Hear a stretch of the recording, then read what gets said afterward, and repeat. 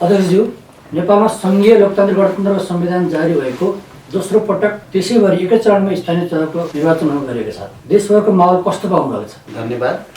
सबभन्दा पहिलो कुरा त यो निर्वाचनतिर अब जनताको अभिरुचि बढ्दै गएको देखेको छु मैले।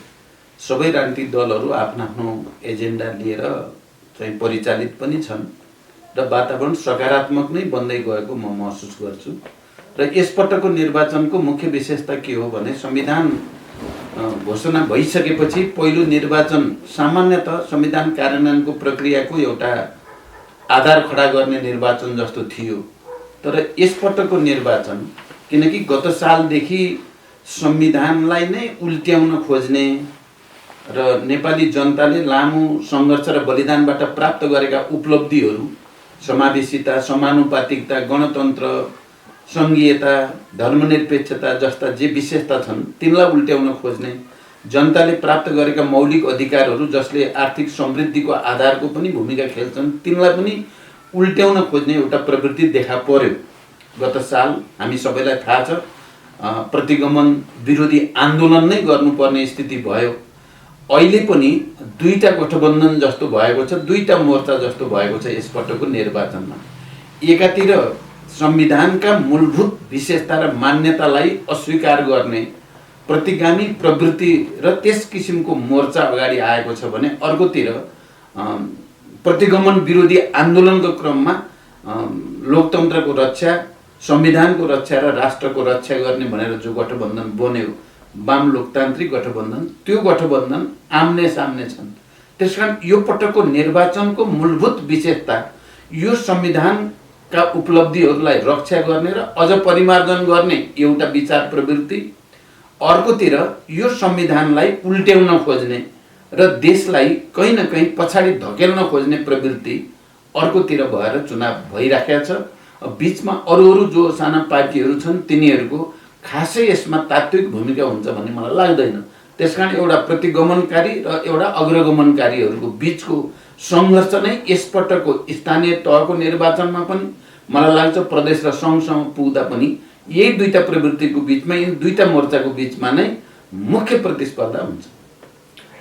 अब निर्वाचन आउन मात्रै 10 दिन बाँकी छ। तपाईँ एउटा माओवादी केन्द्रको अध्यक्ष र सत्तारूढ गठबन्धनको प्रमुख नेताको हैसियतले निर्वाचनमा गठबन्धनका उम्मेदवार जति छन् उनीहरूको विजयको सम्भावना कति देख्नु भएको छ? हामीले जहाँ जहाँ सहमति गरेका छौँ जस्तो चाहिँ महानगरपालिका, उपमहानगरपालिका या नगरपालिका, गाउँपालिकामा पनि त्यहाँ चाहिँ जित म सुनिश्चित देख्छु। जहाँ गठबन्धनको बिचमा समझदारी बनेको छ त्यहाँ सुनिश्चितै देखिन्छ भने अर्को हामीले गठबन्धनमा छलफल गर्दा नै के भनेका थियौँ भने हामी मध्ये कसैले जित्ने स्थिति ग्यारेन्टी छ भन्ने लाग्छ भने गठबन्धनभित्रै प्रतिस्पर्धा पनि गर्न सकिन्छ।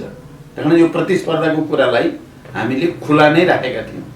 कतिपय मानिसहरूले जहाँ प्रतिस्पर्धाको हामीले निर्णय गऱ्यौँ ल गठबन्धन मिलेन भनेर नकारात्मक प्रचार गर्ने गरेको पनि म देख्छु।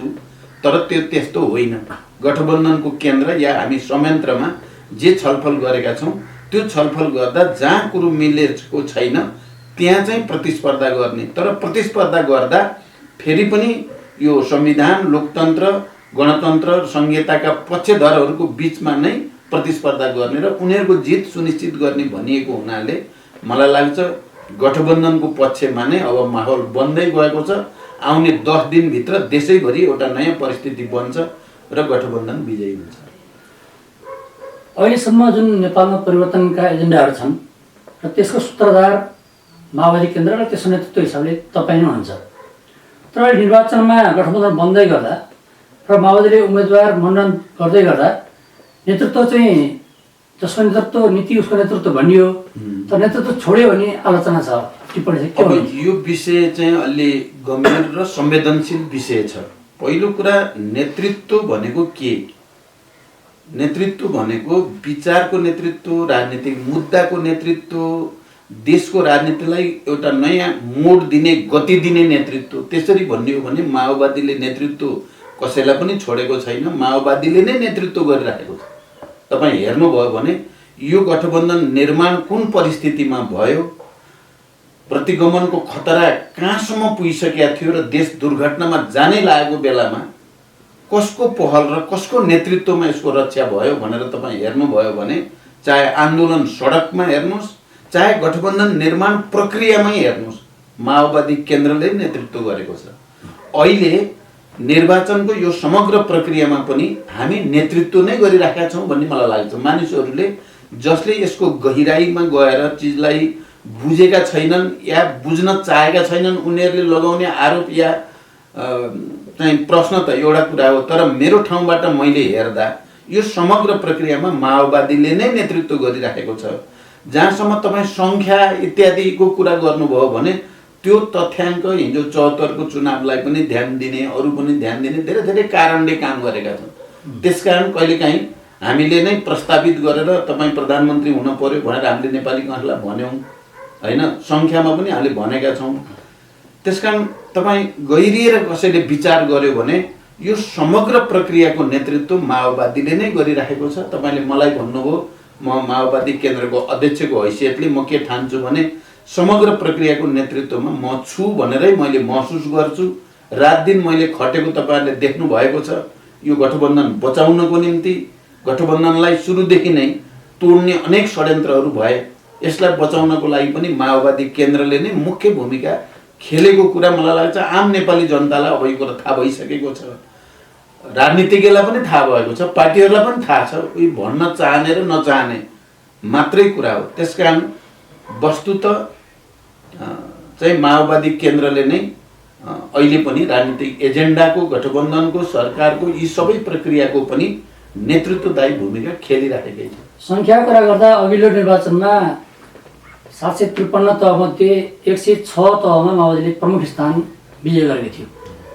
यसपटक त्यो सङ्ख्या कति बढ्ला जस्तो आकलन चाहनुहुन्छ? अब हाम्रो कोसिस चाहिँ बढाउने हुने नै भयो।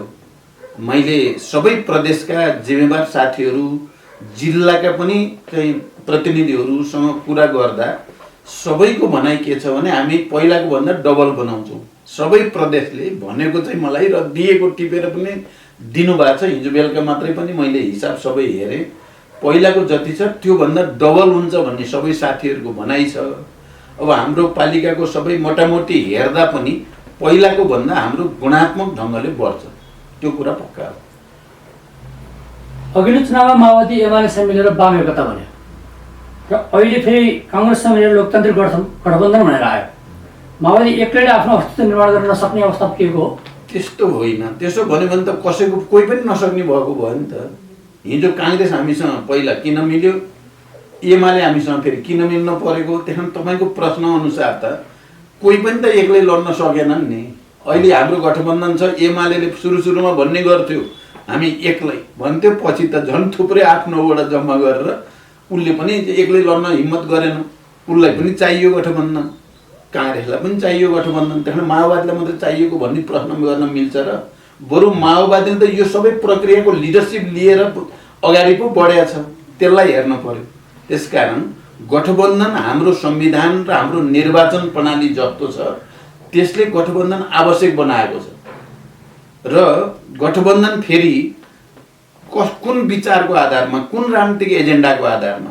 अहिले मैले हेर्दा जो शान्ति सम्झौताका पक्षमा, सङ्घीय लोकतान्त्रिक गणतन्त्रका पक्षमा छन्, हिजो 12 बुद्धे समझदारीदेखिको सहयात्रीहरूको बिचको गठबन्धन चाहिँ वैज्ञानिक, स्वाभाविक र गतिशील गठबन्धन हो। त्यसको विरुद्ध जाने गठबन्धन चाहिँ प्रतिगमनतिर जाने गठबन्धन हो। त्यसकारण यहाँ माओवादी मात्रै एक्लै आँट्नु गरेको हो भन्ने होइन, कसैले नै आँट गर्ने स्थिति छैन अहिले देशको।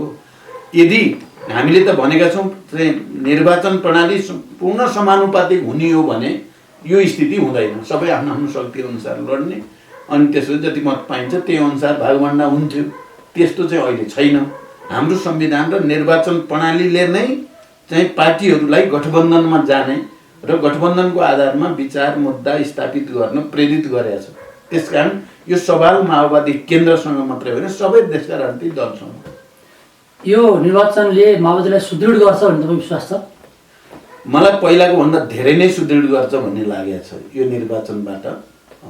चाहिँ मैले अघि भने नि चाहिँ हामी पहिलाको भन्दा गुणात्मक ढङ्गले प्रगतिमा हुन्छ। माओवादीका इमान्दार कार्यकर्ताले अवसर नपाएको भनेर कतिपय ठाउँमा बागी उम्मेदवारी पनि परेको देखिन्छ। यसले निर्वाचनमा के असर, कस्तो परिणाम असर नलाग्यो? अब पहिलो कुरा माओवादीमा सबभन्दा कम बागी उठेका छन्।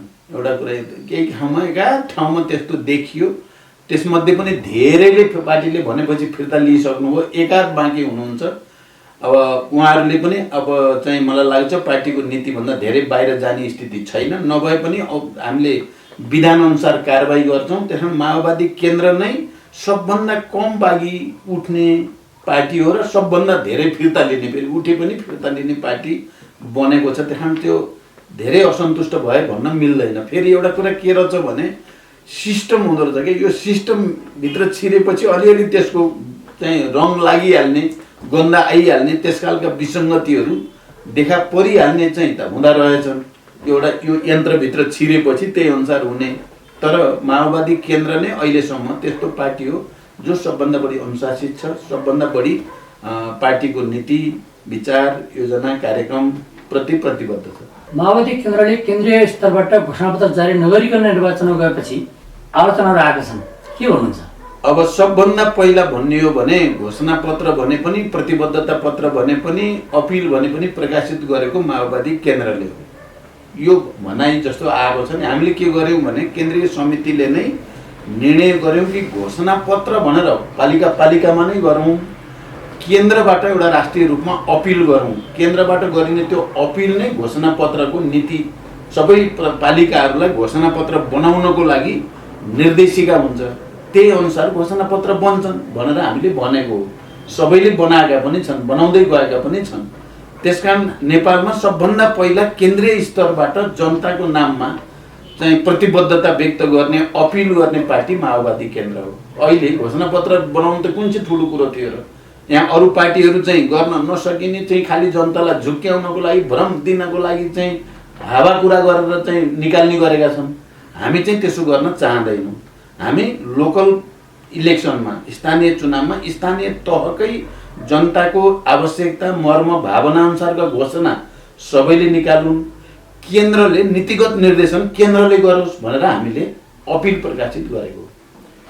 यो गठबन्धनको कारण गर्दा महिलाको प्रतित्व घट्यो भन्ने आइरहेको छ। अब एउटा कुरा यो टेक्निकल्ली यो साँचो कुरा हो, किनभने संविधान र कानुनले अलग अलग पार्टीबाट प्रतिनिधित्व गराउँदा महिला दिनै पर्ने अनिवार्य भन्ने छैन।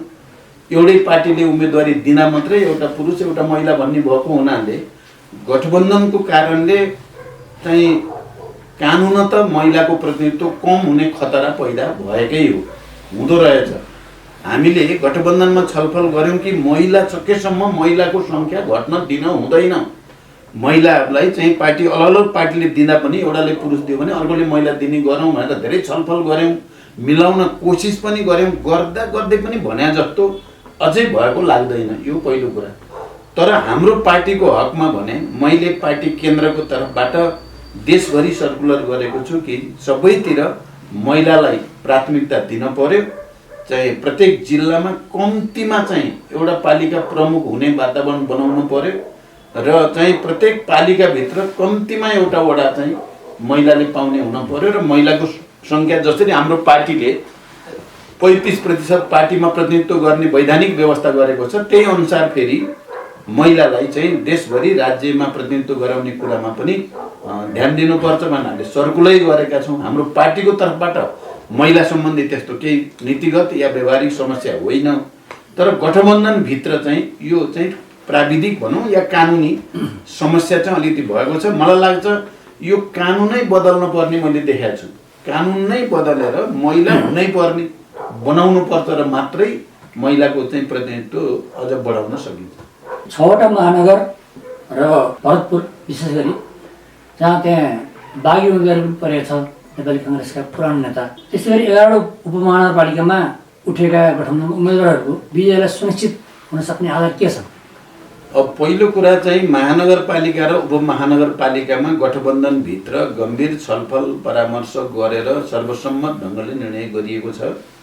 बिचमा एकाध बागी भनेर उठेका भए पनि धेरै जसो चाहिँ फेरि फिर्ता भइसकेका छन्। भरतपुरमा चाहिँ बाँकी छ, तर त्यसले गठबन्धनको निर्णयमा कुनै तात्विक फरक पर्छ भन्ने मलाई लाग्दैन।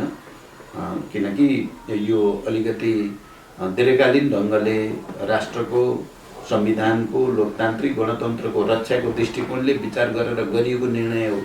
त्यही कारण मलाई लाग्छ महानगर उपमहानगरपालिकाको हकमा जे हाम्रो चाहिँ गठबन्धनले निर्णय गरेको छ, जुन उम्मेदवारहरू अगाडि सारेको छ, सबैका सबै मेरो विचारमा यो चाहिँ 100% नै विजय हुन्छ भन्ने मलाई लाग्छ। एकाध बागीले त्यसको चाहिँ मूलभूत चाहिँ परिणाममा केही फरक पर्दैन। देशभर मैदानमा उत्रिएका उम्मेदवारहरूलाई तपाईँ के भन्न चाहनुहुन्छ? म फेरि पनि के भन्न चाहन्छु भने हाम्रो देश अब राजनीतिक परिवर्तनको एउटा प्रक्रियाबाट गुज्रेर अब संविधान कार्यान्वयनका सन्दर्भमा दोस्रो पटक निर्वाचनमा हेलिएको छ, होमिएको छ। हामी सबैको उद्देश्य हुनुपर्छ राष्ट्रको एकतालाई अझ खँदिलो र मजबुत बनाउने यो निर्वाचनबाट, अनि सङ्घीय लोकतान्त्रिक गणतन्त्रलाई अझ बलियो बनाउने, संविधानका सकारात्मक सबै परिवर्तन र उपलब्धिहरूको रक्षा गर्ने र यसलाई अझ परिमार्जनको निम्ति वातावरण बनाउने, स्थानीय तहमा प्राकृतिक साधन स्रोत, मानवीय स्रोत सबैको सदुपयोग गरेर स्थानीय स्तरलाई नै भावी समाजवादी राज्यको भ्रूणको रूपमा विकास गर्ने, यो उद्देश्य हामी सबैले राख्नुपर्ने हुन्छ। जुनसुकै पार्टी भए पनि हामी जो संविधान मान्छौँ भनेर प्रतिबद्धता गरेका छौँ, संविधान मान्छौँ भनेर हामीले हस्ताक्षर गरेका छौँ, हामी सबैको दायित्व हुन आउँछ यो स्थानीय तहको निर्वाचनमा संविधानले चाहिँ निर्दिष्ट गरे अनुसार समाजवाद उन्मुख राज्य त्यसको भ्रूणहरू स्थानीय तहबाटै बन्ने हो। संविधानले स्थानीय तहलाई पनि स्थानीय सरकारको रूपमा परिभाषित गरेको छ र त्यसलाई त्यसरी नै अधिकारहरूको प्रत्यायोजन पनि गरिएको छ। त्यसकारण प्राकृतिक साधन स्रोतको सदुपयोगदेखि समुदायको हक अधिकारलाई अझ बढी सुदृढ गर्ने र विकासको एउटा नयाँ गति जगैबाट पैदा गर्ने, जनताको आवश्यकतालाई शिक्षा, स्वास्थ्य, रोजगारी सबै विषयमा चाहिँ ध्यान केन्द्रित गर्ने एउटा भ्रूणको रूपमा भावी समाजवादको एउटा आधारशिलाको रूपमा यसलाई लिनुपर्छ। म सबै उम्मेदवारहरूलाई यही उद्देश्यको साथ, उत्साहको साथ र दृढताको साथ यो निर्वाचन प्रक्रियामा अगाडि बढ्न अपिल गर्न चाहन्छु। नेपालमा संहिता कार्यान्वयन गर्ने, संविधान जारी गर्ने पनि प्रमुख तपाईँको नेतृत्व थियो। यति बेला भइरहेको स्थानीय चुनावमा मतदाताहरूलाई के भन्न चाहनुहुन्छ? मलाई लाग्छ नेपाली मतदाताहरू, आम नेपाली जनताले देशको राजनीतिक उतार चढाव, घुम्ती मोडहरू सबै अनुभव गर्नुभएको छ, बुझ्नु भएको छ। यो राष्ट्रलाई अप्ठ्यारो परेको बेलामा कसले बचाएको छ, कुन पार्टीले, कुन नेतृत्वले भन्ने कुरा पनि गएको 15-20 वर्षको अवधिमा जनताले नजिकबाट अनुभूत गरेको स्थिति छ भन्ने मलाई लाग्छ। त्यसकारण म आम मतदाताहरूलाई मैले गर्ने अपिल के हो भने नेपालमा यो परिवर्तनको रक्षा गर्ने र यसलाई सुदृढ गर्ने एउटा विचार, प्रवृत्ति र नेतृत्व छ। एउटा यसलाई नरुचाउने र फेरि फर्केर पुरानैतिर जान खोज्ने, फेरि पुरानै निरङ्कुशता, पुरानै अराजकतातिर जान खोज्ने एउटा विचार, प्रवृत्ति र नेतृत्व छ। त्यसकारण आम नेपाली मतदाताले यति बेला इतिहासको यो बिन्दुमा उभिएर यो परिवर्तनको रक्षा गर्ने, जसमा नेपाली जनताका हजारौं छोराछोरीहरूको बलिदान भएको छ, यो परिवर्तन सङ्घीय लोकतान्त्रिक गणतन्त्र ल्याउन हजारौं बेपत्ता भएका छन्, हजारौं घाइते अपाङ्ग भएका छन् र अनि लाखौं करोडौं जनताको यसमा सहभागिता छ। कारण यसको रक्षाको पक्षमा को छ र यसलाई कसले भत्काउन खोजेको छ भन्ने कुरालाई गहिरो गरी विचार गरेर कसैको लोभ, लालच या दबाब, धम्कीको पछाडि नलागिकन आफ्नो अन्तरात्माको आवाज, कसले राष्ट्रलाई एकताबद्ध राख्न खोजेको छ, कसले जनतालाई साँचो अर्थमा सेवा गर्न खोजेको छ, कसले यो परिवर्तन ल्याएको हो भन्ने कुरालाई विचार गरेर मतदान गर्न म सम्पूर्ण मतदाताहरूलाई हार्दिक अपिल गर्न चाहन्छु।